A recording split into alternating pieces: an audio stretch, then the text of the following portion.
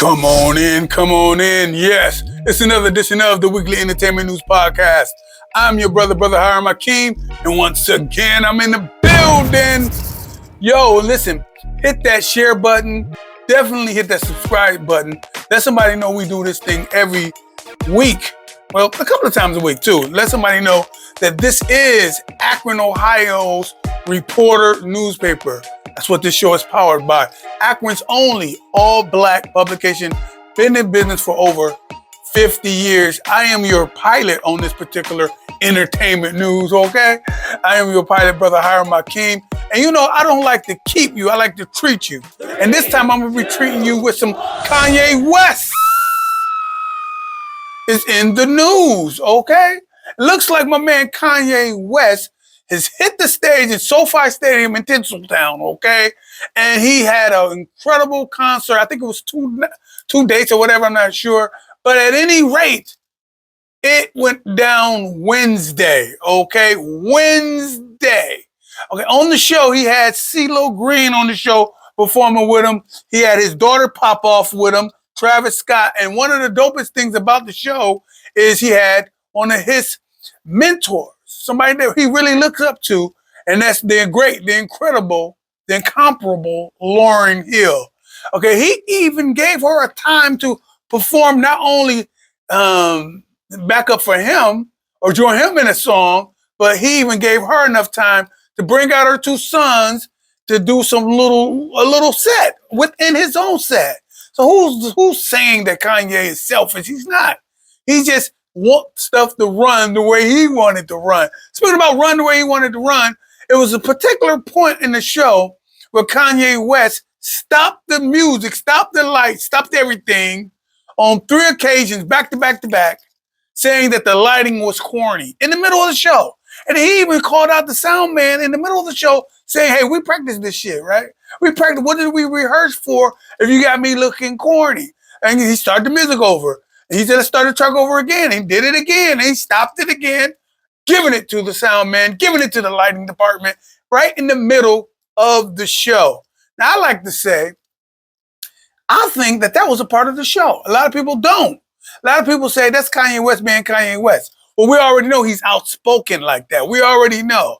But I think that since he's conscious enough to know what people expect of him and how to stay relevant, not as if the show wasn't relevant enough, and as if this new album, Bully, that he's just released, and he's on his national, or should I say international tour, promoting this album, okay?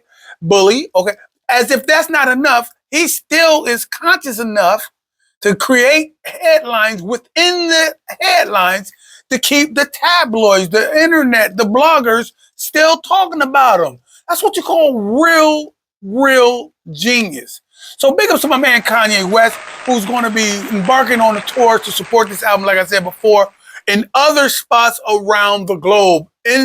Istanbul and all this other Turkey, different, hell, he's going to be all over the world doing this thing, letting you know Kanye West is one of the best in the game as it stands right now.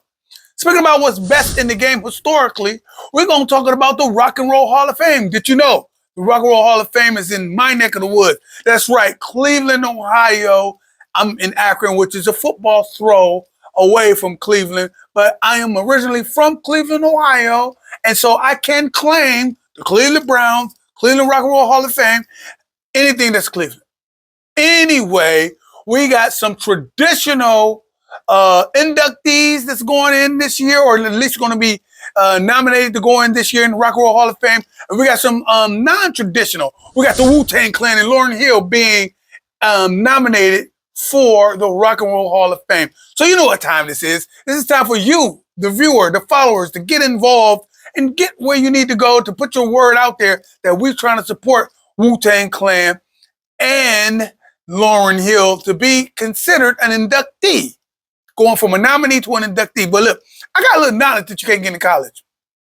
I got a little understanding so you can see how hard it is for hip hop acts to get in the Rock and Roll Hall of Fame. Never mind the historic biasness on what rock and roll should be and what popular music should. We ain't gonna talk about that controversy. I can go on for days. You know, I've been doing that entertainment. I do entertainment news, but historically, I'm a record label connoisseur, executive. I've been in the game for a long time, selling the records, marketing the records, and telling the record. I'm selling and telling, and I'm also writing articles and stuff like that. But I've been working with a lot of different things when it comes to this music industry. And one of the things that kind of uh, light up in my mind is the whole Rock and Roll Hall of Fame thing. So I want to give you a little knowledge on why it's so hard for rappers to even get inducted. We already know rappers like Tupac, Biggie. I'm looking at my notes. Rappers like Tupac, Biggie, Outkast, Tribe Called Quest, Run DMC, LL Cool J, Public Enemy, and Jay-Z are all in the Rock and Roll Hall of Fame, including Eminem. So those are the rappers that's in the Rock and Roll Hall of Fame I just named. So we got Wu-Tang Clan being nominated and Lauryn Hill being nominated. Look at the dang on competition that our rappers have to go against, okay, to even get in. Now I got a list on 2026 inductees. Now these are the people I'm familiar with. It's some other people that's on the list. I mean, I'm familiar with them, but it's just too many to list. I'm gonna list a couple to let you know my background on. These are the people I'm really familiar with. How about the Black Crowes? Jeff Buckley, okay, Mariah Carey, Phil Collins, Melissa Etheridge, Billy Idol, Iron Maiden, Oasis, Pink, Sade, New Edition, Shakira, and Luther Vandross all are going in, or at least being nominated with Wu-Tang Clan and Lauryn Hill. You see that competition? I mean, we could just stop at New Edition and Luther Vandross and Sade. We could stop right there, but we're not. Because there's Mariah Carey on that list, Phil Collins on that list, Melissa Etheridge on it, Oasis is on that list. We can keep with Shakira. It's on that list. And it's some old NXS is on that list. We can keep going. But we're not. We're going to just let you know and think about it. That's why you need to make the knowledge be born that you support real hip hop by getting online, make a hashtag, pound Wu-Tang Clan, pound Lauryn Hill. Let's get them in a Rock and Roll Hall of Fame. Unfortunately, though, the powers don't it don't really lie with you. It's just on you to promote it. Let somebody know about a thing so we can rally behind these things via the internet. But the real power lies behind the 1,200 historians, 1,200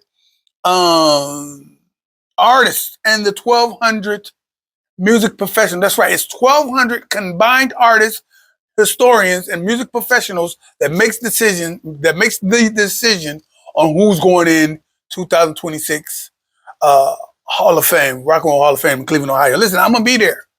I'm gonna be there. Speaking about being there, listen, don't get it confused. The Reporter newspaper will have me there. And speaking about the Reporter newspaper, again, I would be remiss not to tell you that this show is powered by the Reporter newspaper, okay?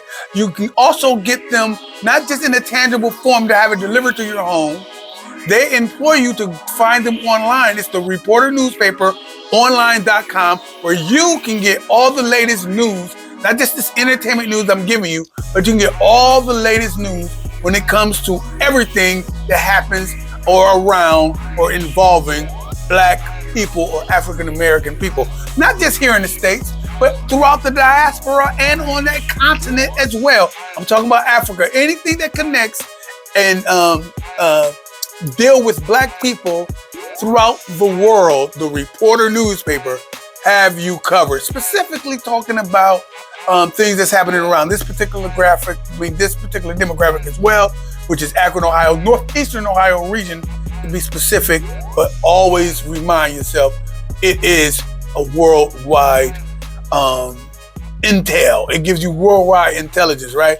All right, listen, before I get out of here, we got to talk a little bit of sports. We don't just talk culture and hip hop. We talk sports as well. It looks like the final are set for the March Madness with the women. I ain't gonna lie to you guys. I don't even pay too much attention to what's going on in March Madness when it comes to the guys. I like watching the girls. I do. And you know why. Okay, they be balling and everything, but I'm more interested in watching female basketball from the NCAA tournament to even the WNBA. My wife got me all the way hooked, line and sinker. I'm focused on it. I'm doing it. So something just happened recently. I think it was on Friday. You already know UConn was going against South Carolina. You already know, okay, in the Final Four, apparently the legendary coach Don Staley whooped on UConn. They put belt to ass to UConn, and apparently the coach at the end of the game had some words. I'm talking about the coach from UConn. They call him Gino. Had some words for Don Staley at the end of the game. It looked like it was an argument or whatever. It didn't sit right there. It looked like he was checking the sister in front of everybody. People did not like it. People was online talking crazy, talking about this man is out of order. He ain't looking cool. He's looking crazy. Well, it did. It looked disrespectful. You don't talk to no woman like that. I don't give a damn what she got going on personally. You don't try to check no woman like that, like you above her and you ain't even in her whole clique or nothing like that. It was disrespectful. Then come to find out why he was upset. Apparently, he said at the beginning of every NCAA game, it is standard protocol for coaches to get out in front before the game start and shake hands and mingle a little bit. He said that Don didn't do that.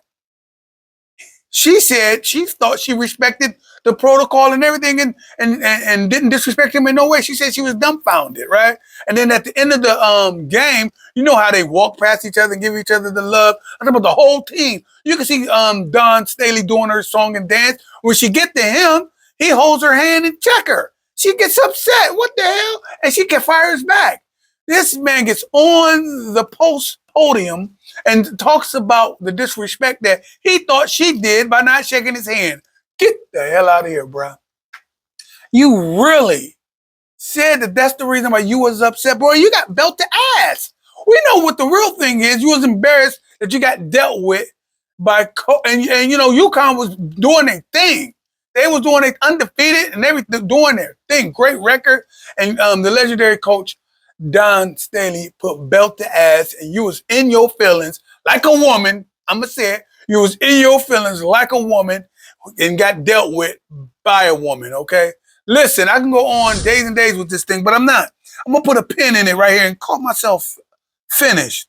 All right, listen. Until next time, I'm your brother Hiram my King. Y'all better feel me before they kill me, y'all. Peace. This has been a podcast from the Mega Media Social Media Network.